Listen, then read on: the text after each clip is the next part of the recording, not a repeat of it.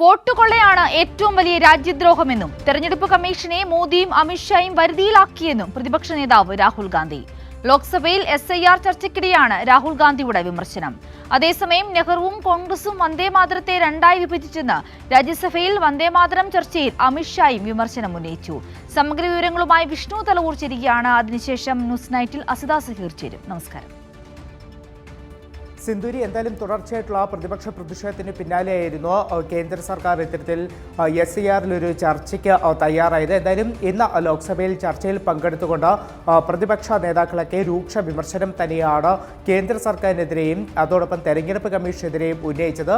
ഇന്ന് പ്രതിപക്ഷ നേതാവ് രാഹുൽ ഗാന്ധി, പ്രധാനമന്ത്രി നരേന്ദ്രമോദി, അതോടൊപ്പം തന്നെ അമിത്ഷാ, തെരഞ്ഞെടുപ്പ് കമ്മീഷൻ ഇവർക്കെതിരെയൊക്കെ തന്നെ അതിരൂക്ഷമായിട്ടുള്ള ആരോപണങ്ങൾ കൂടി ഉന്നയിച്ചിട്ടുണ്ട്. മോദിയും അമിത്ഷായും തെരഞ്ഞെടുപ്പ് കമ്മീഷനെ അവരുടെ വരുതിയിലാക്കി. അതോടൊപ്പം തന്നെ തെരഞ്ഞെടുപ്പ് കമ്മീഷൻ ഈ ഒരു തെരഞ്ഞെടുപ്പ് പ്രക്രിയ ഇവർക്ക് അനുകൂലമായിട്ടാണ് നടത്തുന്നത് എന്നതടക്കമുള്ള ആരോപണങ്ങൾ രാഹുൽ ഗാന്ധി ഉന്നയിക്കുന്നതിനോടൊപ്പം തന്നെ ഇത്തരത്തിൽ കമ്മീഷനെ വരുതിയിലാക്കാൻ വേണ്ടിയാണ് മോദി അമിത്ഷായൊക്കെ തന്നെ പുതിയൊരു നിയമം പാർലമെൻറ്റിൽ കൊണ്ടുവരികയും ഈ തെരഞ്ഞെടുപ്പ് കമ്മീഷനെ തെരഞ്ഞെടുക്കുന്ന സമിതിയിൽ നിന്ന് ചീഫ് ജസ്റ്റിസിനെ മാറ്റുന്ന ഒരു രീതിയിലേക്ക് പോലും പോയത് തെരഞ്ഞെടുപ്പ് കമ്മീഷനെ വരുതിയിലാക്കുക എന്ന ലക്ഷ്യത്തോടു കൂടിയായിരുന്ന ആരോപണമാണ് രാഹുൽ ഗാന്ധി ഇന്ന് ഉന്നയിച്ചത്.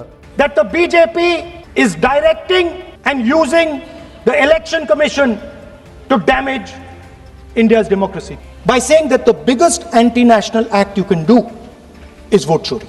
അതേസമയം രാഹുൽ ഗാന്ധിയുടെ ഇന്നത്തെ പ്രസംഗം തടസ്സപ്പെടുത്താൻ വലിയ തലത്തിലുള്ള ഒരു ശ്രമം ഭരണപക്ഷത്തിൻ്റെ ഭാഗത്തുനിന്നും ഉണ്ടായി. പ്രത്യേകിച്ച് ഇത്തരത്തിൽ മോദി ഉൾപ്പെടെയുള്ള വിമർശനങ്ങൾ രാഹുൽ ഗാന്ധി ഉന്നയിച്ച സാഹചര്യത്തിലായിരുന്നു ഒരു ഭരണപക്ഷ പ്രതിഷേധം സഭയിൽ അരങ്ങേറിയത്. എന്തായാലും വലിയ വാക്കുതർക്കത്തിലേക്കാണ് ഇന്ന് ലോക്സഭയിൽ കാര്യങ്ങളൊക്കെ തന്നെ പോയത്. അതോടൊപ്പം തന്നെ രാഹുൽ ഗാന്ധിക്ക് ഇത്തരത്തിലൊരു മറുപടിയുമായി നിഷികാന്ത് ദുബെ ഉൾപ്പെടെയുള്ള BJP നേതാക്കളും രംഗത്ത് വന്നിരുന്നു. അതായത് കോൺഗ്രസ് ആണ് ഭരണഘടനയെ നശിപ്പിച്ചത്, അതോടൊപ്പം തന്നെ മുസ്ലിങ്ങളുടെ വോട്ടിന് വേണ്ടി കോൺഗ്രസ് അവരുടെ ധാർമ്മികത അടിയറവ് വെച്ചു എന്നതടക്കമുള്ള വിമർശനങ്ങൾ ഉന്നയിച്ച നിഷികാന്ത് ദുബെ ഇത്തരത്തിൽ EVM മെഷീനുകളടക്കം കൊണ്ടുവരാനുള്ള തീരുമാനം കോൺഗ്രസിൻ്റെ ആയിരുന്നു.